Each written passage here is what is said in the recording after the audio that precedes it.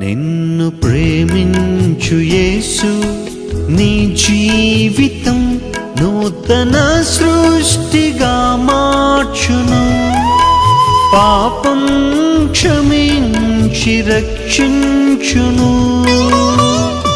నిన్ను ప్రేమించు యేసు నీ జీవితం నూతన సృష్టిగా మార్చును.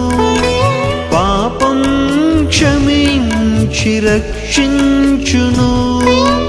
ఆ మోక్షమందు నీవుందు యుగ యుగములు